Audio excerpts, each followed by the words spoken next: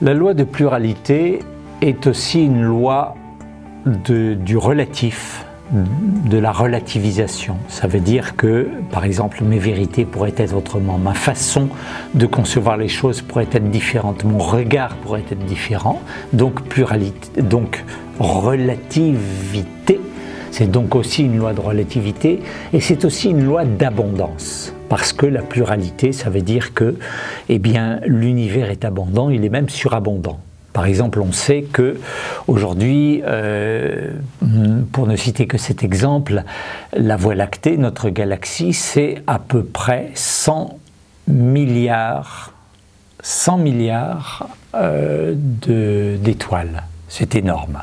Et quand on rajoute toutes les galaxies, les milliards de galaxies qu'il y a dans l'univers, on imagine le nombre d'étoiles qu'il y a dans l'univers. Quand on imagine que beaucoup de ces étoiles ont des planètes qui tournent autour, on imagine les chiffres astronomiques, c'est le cas de le dire, qui caractérisent notre univers. Pour illustrer cette notion de relativité, ou de relativisme, je vais rappeler et lire l'histoire de Job que l'on trouve dans l'Ancien Testament. Job est un homme très religieux, très droit, mais il est accablé de maux. Il ne comprend pas pourquoi ces épreuves terribles lui échouent. N'est-il pas un juste parmi les justes, observant scrupuleusement les lois divines? Ses amis lui disent qu'il a sans doute commis des fautes qu'il ne veut pas reconnaître. Mais Job a toujours respecté les 10 commandements de Dieu dans une scrupuleuse et impeccable perfection. Par les mots qui l'accablent, il comprend finalement que sa perfection impeccable, donc rigide, et sa façon de ne plus se poser aucune question lui ont fait perdre l'attrait et le sens de la vie. Il est un petit peu comme sur des rails. Ces épreuves, si injustes en apparence, l'incitent à briser sa vertueuse routine pour questionner ses actes, donnant fraîcheur, relief et sens à sa vie. En s'adressant à Dieu, il peut alors lui dire « Maintenant, mon œil te voit ». La vie se réinvente à chaque instant dans le questionnement et l'émerveillement. Ne soyons pas comme Job, prisonniers de nos illusoires certitudes. En somme, Job, dans sa perfection rigide, donc dans cette pauvreté, s'était fermé n'était plus ouvert, s'était fermé à la pluralité du monde et à sa mise en question et à toutes les opportunités qui peuvent se présenter. Voilà pour la première histoire. L'histoire de Job est l'occasion d'ailleurs de rappeler que c'est ce qu'on appelle nos biais cognitifs. Quand nous sommes attachés à une vision des choses, à une conception, à des croyances, nous avons tendance à ne pas voir ou ne pas vouloir voir l'effet contraire. Ce qu'on appelle le biais de confirmation. Nous avons tendance à ne voir et n'écouter et n'entendre que ce qui va dans le sens de nos préjugés. C'est important de rester vigilant à ce genre de choses, pour rester ouvert à l'écoute et pouvoir avancer dans sa vie. L'autre histoire que je vais vous narrer illustre cet autre aspect contenu dans la loi de pluralité qui est une loi d'abondance et nous invite à réfléchir sur ce qu'elle peut signifier dans notre vie et comment gérer l'abondance dans notre vie. Alors c'est l'histoire suivante que je vous lis. Un jour, un vieux professeur fut engagé pour donner une formation à un groupe sur la planification efficace de son temps. Devant ce groupe, il leur dit « Nous allons réaliser une expérience. De dessous la table, le vieux professeur sortit un bocal en verre de 4 litres. Il le posa délicatement devant lui sur la table. Il sortit ensuite une douzaine de cailloux gros comme des billes de tennis, comme des balles de tennis, qu'il plaça dans le bocal. Lorsque le bocal fut rempli jusqu'au bord par ces gros cailloux, il demanda à ses élèves « Est-ce que ce bocal est plein ?»« Oui », dirent-ils à l'unisson. « Vraiment ?» répondit-il. Alors, il sortit de dessous la table un autre récipient rempli de gravier qu'il versa sur les gros cailloux, puis secoua légèrement le bocal pour faire tomber l'ensemble, pour que tout prenne sa place. Les graviers s'infiltrèrent entre les cailloux jusqu'au fond du bocal. « Est-ce que le bocal est plein ?» demanda-t-il à nouveau. L'un de ses élèves répondit « Probablement pas ». « Bien, répondit le vieux prof. La leçon commençait à être comprise.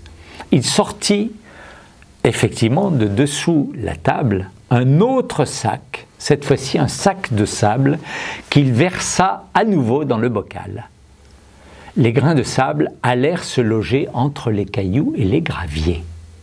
Encore une fois, il secoua le tout, puis demanda à ses élèves « Est-ce que le bocal est plein ?» Cette fois, sans hésiter et en chœur, les élèves répondirent « Non », échaudés par les questions précédentes. « Bien », répondit le vieux professeur, et comme les élèves s'y attendaient à présent, il prit encore autre chose. Cette fois, ce fut un pichet d'eau qu'il remplit jusqu'à ras-bord. Le vieux prof demanda « Quelle grande vérité vous démontre cette expérience ?» Un élève répondit « Ce que cela démontre, c'est que même quand on croit que notre agenda est rempli, on peut toujours y ajouter un rendez-vous. » « Non, répondit le vieux professeur, ce n'est pas cela. La grande vérité que démontre cette expérience est la suivante. Si l'on ne met pas les gros cailloux en premier dans le bocal, on ne pourra jamais faire entrer tout le reste ensuite. » Il y eut un profond silence. Le vieux prof dit alors « Quels sont les gros cailloux dans votre vie? Votre santé, votre famille, vos amis, réaliser vos rêves, apprendre, défendre une cause, voyager, prendre le temps ou toute autre chose encore. Ce qu'il faut retenir de cette histoire, c'est ceci, l'importance de mettre les gros cailloux en premier dans sa vie. Sinon, on risque de ne pas pouvoir réussir cette vie.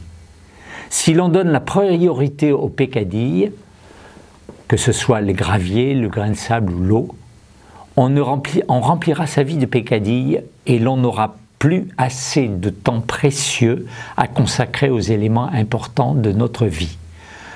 Alors, n'oublions pas de nous poser la question, quels sont les gros cailloux dans ma vie? Une fois qu'on a répondu à cette question, sachons mettre en premier lieu dans le bocal de notre vie les gros cailloux. Le reste prendra ensuite sa place. Voilà. C'est un des aspects de cette loi de pluralité. Je répète, la loi de pluralité implique la notion de relativité. Une vérité est relative. La vérité est plurielle. En plus, elle est en mouvement. Elle bouge, elle est vivante. Une vérité sclérosée, comme celle de Job, qui était figée dans sa perfection, c'est terrible. C'est quelque chose de non-vivant.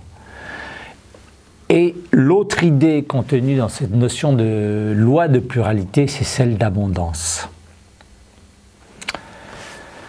Et à ce sujet, la loi, en tout cas de pluralité, c'est-à-dire de relativité, me crée une fantastique opportunité. Cette opportunité, c'est celle de pouvoir choisir les croyances qui nous sont utiles, qui nous sont bénéfiques.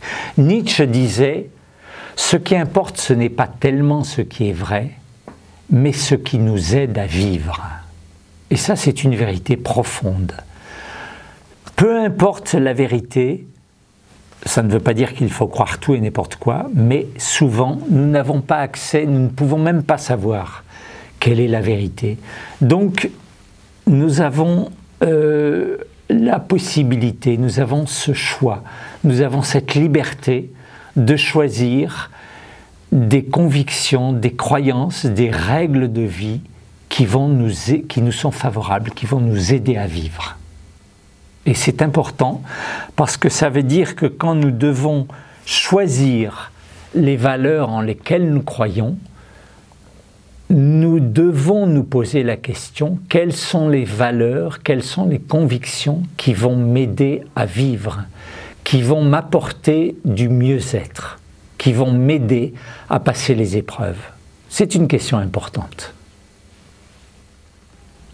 Une illustration de cette idée, c'est la notion de perfection. La notion de perfection nous paraît belle, souhaitable. Être parfait, c'est le summum. Mais en fait, la notion de perfection est dangereuse, voire toxique. À ce titre-là, car la perfection, c'est un idéal mental. La vie, ce n'est pas la perfection. Et à ce titre-là, la seule définition qui me paraît acceptable de la perfection, c'est celle que nous propose Bernard Monteau. Bernard Monteau qui était lié à Gita Malaz, qui a écrit le dialogue avec l'ange, si vous vous souvenez, qui a eu son petit succès. Et Bernard Monteau définit la perfection en disant « la perfection, c'est l'imperfection heureuse ». La perfection, c'est l'imperfection heureuse.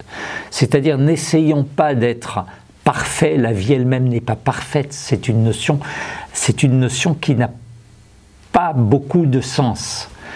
Essayons de vivre une imperfection heureuse. Voilà, il y a beaucoup de vérité dans cette phrase, beaucoup d'humanité, je dirais. Et ça rejoint d'ailleurs un proverbe qui nous dit, que tout le monde connaît, le meilleur est l'ennemi du bien. C'est-à-dire parfois en voulant être parfait, trop parfait, comme Job d'ailleurs, comme Job, eh bien nous oublions d'être bon, d'être tout simplement bien. Par exemple, je vais donner un exemple, par exemple les gens qui sont persuadés d'avoir une perfection morale vont avoir tendance à jeter sur les autres un regard méprisant ou contempteur ou de condamnation au lieu d'avoir ce regard de bienveillance qui est un accueil à l'autre. Voilà. D'ailleurs, on dit que le but de la vie, c'est d'expérimenter. Ce n'est pas d'être parfait, c'est d'expérimenter. C'est d'expérimenter la diversité. Et dans cette notion de diversité et de pluralité, il n'y a pas de place pour la notion de perfection. Ça ne veut pas dire qu'il ne faut pas essayer de se rapprocher d'une certaine notion de perfection. Ça veut dire qu'il ne faut pas la prendre plus au sérieux qu'elle ne le mérite. Cette notion de perfection et ses limites me font aussi penser que parfois le désir d'être parfait étouffe le désir d'être, la capacité à être. Car être, c'est assumer son humanité imparfaite, c'est accepter de ne pas être parfait. Ça me fait aussi penser, en association un petit peu libre d'idées, à cette belle parole indienne que l'on connaît qui s'appelle Namasté. Quand on salue quelqu'un, je salue et je dis, à l'indienne je lui dis Namasté. Et Namasté, ça veut dire quoi? Ça veut dire je salue la parcelle de divinité qu'il y a en toi.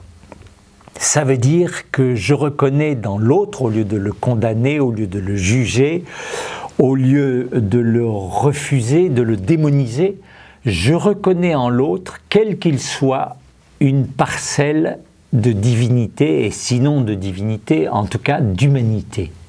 Je reconnais, je jette sur lui un regard de bienveillance, car je sais qu'au fond de lui-même, il y a quelque chose que nous partageons. Lui et moi, nous appartenons à la même humanité. Nous partageons les mêmes émotions. Même si les chemins divergent, il y a quelque chose qui nous rassemble. C'est bon. La loi de pluralité nous rappelle aussi qu'il y a en nous plusieurs personnages, plusieurs personnalités, plusieurs tendances.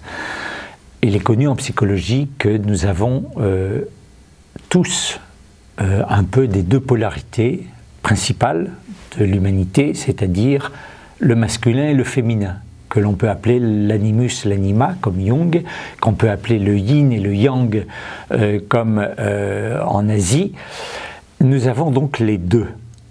Il est aussi intéressant de noter que nos deux hémisphères cérébraux ont aussi des complémentarités, ont une polarité. L'un est plus rationnel, l'autre est plus imaginatif.